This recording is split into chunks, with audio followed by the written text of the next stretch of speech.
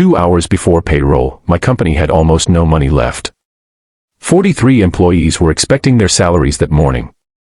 Developers, designers, operations staff, people with rent, mortgages, and families depending on that paycheck. And the company account had just over $4,000.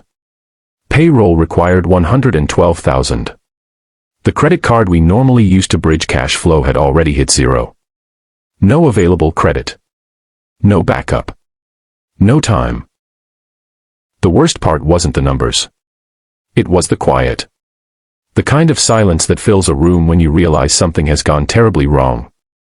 I was sitting alone in my office, staring at the payroll dashboard on my laptop. A timer in the corner showed the processing deadline. 1 hour and 43 minutes. Outside the window, the city looked perfectly normal. Morning traffic moving slowly. People walking with coffee cups. The world continuing like nothing was happening. Inside that office, though, it felt like everything was collapsing. My phone vibrated on the desk. A message from Rachel in operations. Payroll confirmation at 11, right? I stared at the message for a long moment. Rachel had been with the company since the early days.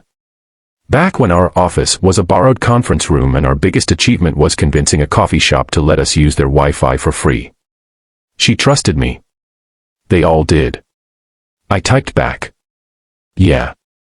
Everything's on schedule. Then I put the phone face down on the desk. The lie sat there in the room with me. Heavy. Unavoidable. I opened the banking app again. Same number. $4,112. I refreshed it. Nothing changed. Then I opened the credit card app. Available credit, 0. The words looked strangely calm on the screen.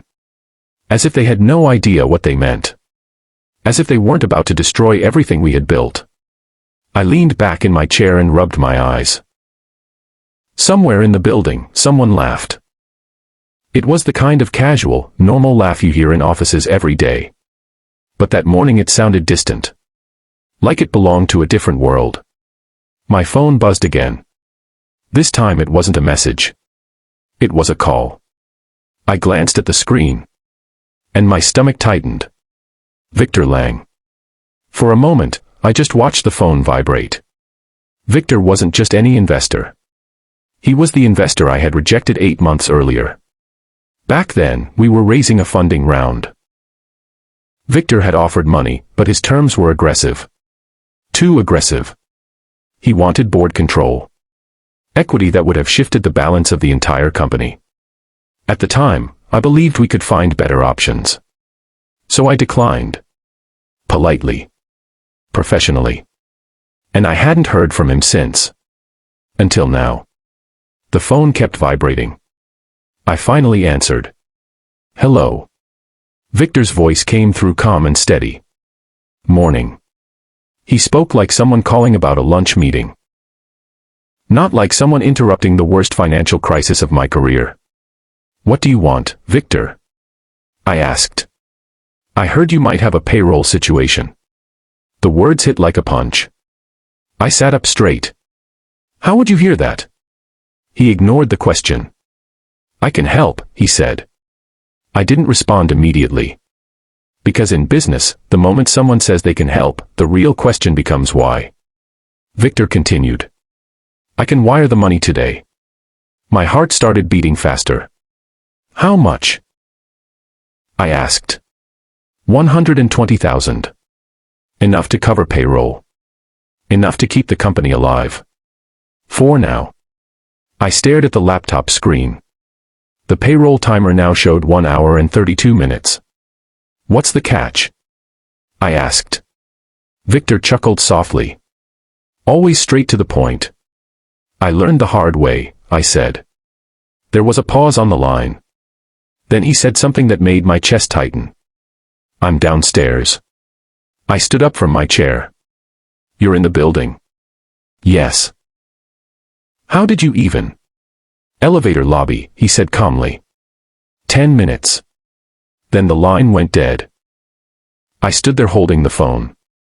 Trying to process what had just happened. Victor Lang was in the building.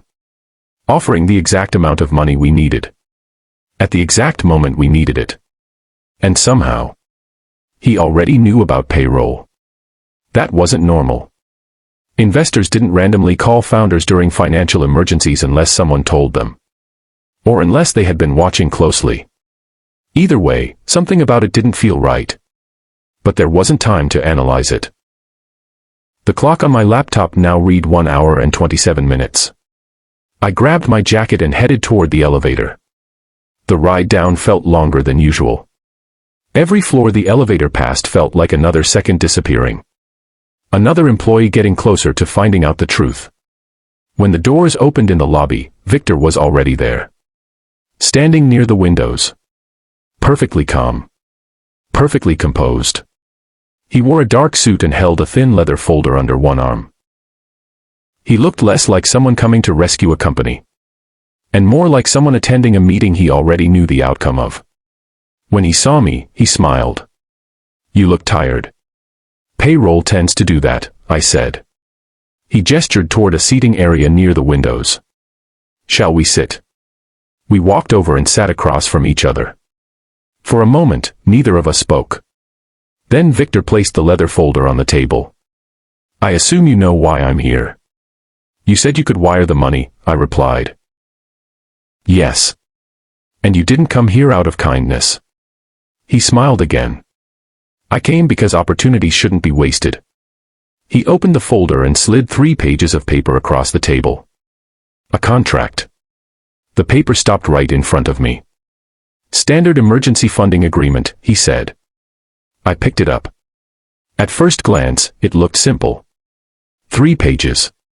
Clean formatting. Professional language. But then I reached the second page. And the words made my stomach drop. Equity transfer. 51%. I looked up. "You're taking majority ownership." Victor didn't flinch. "In exchange for saving the company. You're buying it during a crisis. I'm stabilizing it. By taking control." He leaned back in his chair. "You rejected my offer 8 months ago. This isn't the same offer." "No," he said calmly. "It's better." "For you," I replied. "For the company," he corrected. My phone vibrated again in my pocket. Another message. I didn't even need to read it to know what it probably said. Someone asking about payroll. Someone assuming everything was fine. I set the contract back on the table. "You waited for this," I said quietly. Victor tilted his head. "I prepared for possibilities." "That's not the same thing." "No," he said. "It's smarter." I felt something tightening in my chest. Not just stress. Anger. "You're exploiting a crisis." "I'm solving one." "At the cost of the company." "At the cost of your control," he corrected. The distinction hung in the air. Control. That was the real issue.